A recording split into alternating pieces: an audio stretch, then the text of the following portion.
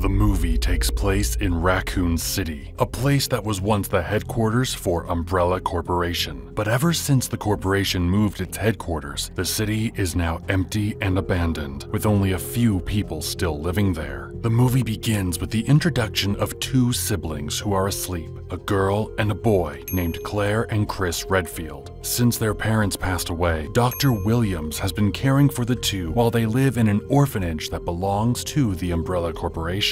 One night, Claire is woken up after she hears something in the room she's sleeping in. She sees a girl in a mask and decides to follow her. In another room, Claire talks to the masked girl and learns that her name is Lisa Trevor. But the conversation is cut short by Dr. Williams, who sends Claire back to bed. Years later, in 1998, we see a grown-up Claire Redfield. She's hitchhiking in a truck and heading to find her brother in Raccoon City. She escaped Raccoon City when she was young, leaving her brother, but it seems like she needs to warn him of something. The truck driver tries to start a conversation with Claire and gets distracted from the road. As a result, he hits a woman who is crossing the road. The two of them go to check if the woman is all right, but they start an argument. Claire wants to take the girl to the hospital and call the cops, but the driver wants to leave her there. The girl who was hit stands up and walks away while Claire and the truck driver argue. They don't notice this, but the truck driver's dog goes to where she fell,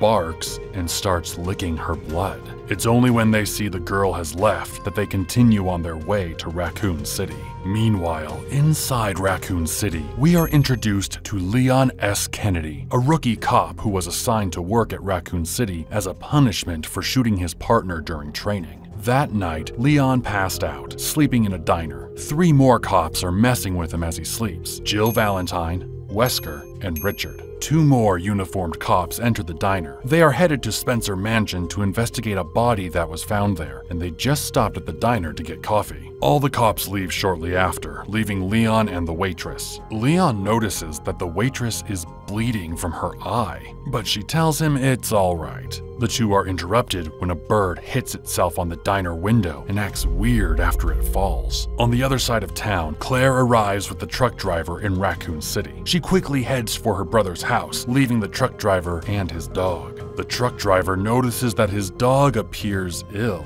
The blood of the woman he hit has infected it, turning it into a zombie. The dog bites the truck driver and infects him too. Claire Redfield goes to her brother's house, but on her way, she sees his neighbors looking at her, and they look sick, with their hair falling out. She meets with her brother Chris inside, but he doesn't look pleased to see her. Chris is mad at his sister for running away and leaving him behind. He is also defensive of Dr. Williams and the Umbrella Corporation that took care of him after she left. But Claire doesn't trust the Umbrella Corporation. Claire tells her brother that something is wrong with Raccoon City, and all the people living there have been infected with something put in the water. Claire even plays a video of a guy explaining the situation, but Chris doesn't believe her. Instead, he tells her to leave and heads for work. We then see Dr. Williams with his family on the same night. He and his wife went to check on their daughter, Sherry, after they heard her having a nightmare. Williams then gets a call as his wife calms their daughter down. The call sounds grim, and suddenly, Williams tells his wife and kid to get dressed and prepare to leave. At the same time, loud alarms start blaring throughout Raccoon City. Chris and Claire also hear this alarm, so Chris rushes to the police station where he works as a cop.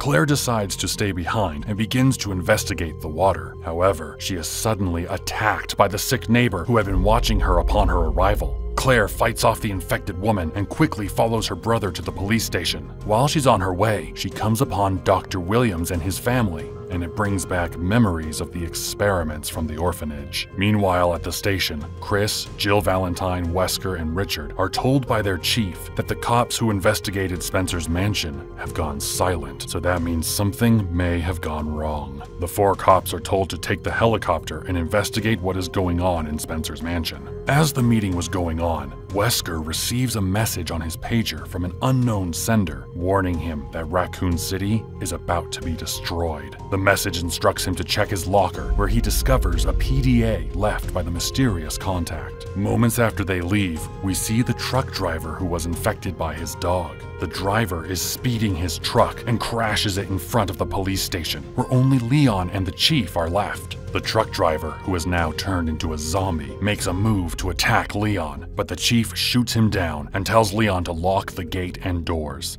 Afterward, Leon follows the chief to ask him what is happening, but the chief packs up his stuff and leaves without answering, leaving Leon alone in the station. High in the sky, Chris and the police team spot a crashed police car near Spencer's mansion. They decide to land the helicopter to investigate. Upon reaching the car, they discover it's empty. They then proceed to Spencer's mansion on foot, leaving the pilot in the helicopter. However, shortly after they depart, the pilot is attacked by a zombie. When the team arrives at Spencer's mansion, Wesker suggests they split up to search the place faster. Chris orders that they go in pairs instead, and Wesker doesn't seem pleased with this. So Wesker is paired up with Jill, and they search the ground floor, while Chris and Richard search the floor above. On the other side of town, we see the chief trying to leave town, but soldiers working for Umbrella Corp are preventing anyone from leaving. When one of the people trying to leave goes too close, the soldiers start shooting at people. So the chief drives away quickly and heads back to the police station. When he arrives back at the station, he gets attacked by the truck driver's dog, which has become a zombie. The chief puts up a fight, but ultimately gets rescued by Claire Redfield, who has also arrived at the station in search of her brother. The chief and Claire join Leon inside the station. Outside, infected citizens, now turned into zombies, are accumulating at the station's front gate, and it appears that it won't hold them back for much longer. With soldiers blocking the roads, Claire opts to gather weapons, while the chief makes an attempt to contact Chris, planning their escape from Raccoon City via helicopter. Back in the mansion, Chris and Richard find one of the police officers they were looking for, but it's too late, and he has already been killed by a zombie. The two then come under attack by a swarm of zombies. Richard runs out of ammo and tragically loses his life, but Chris manages to escape. Meanwhile, Jill and Wesker stumble upon a spacious room with a piano at its center. In line with the instructions provided by the PDA, Wesker starts playing notes on the piano, and as a result, a hidden door in the room swings open. However, before they can explore any further, the helicopter they arrived in, now under the control of a zombie pilot, crashes into the house. Jill and Wesker survive the crash. Then, Jill questions Wesker about the secret door. We learn that Wesker had been sent by an organization to get secret information about the Umbrella Corporation from Spencer's mansion. He planned to get paid and abandon Jill and the rest of the team. After the minor confrontation, Wesker heads into the secret door and Jill goes to look for Chris. The story then shifts back to the police station. Claire and Leon are equipping themselves with an array of weapons, with Leon donning a bulletproof vest, creating the iconic appearance reminiscent of the Resident Evil 2 video game.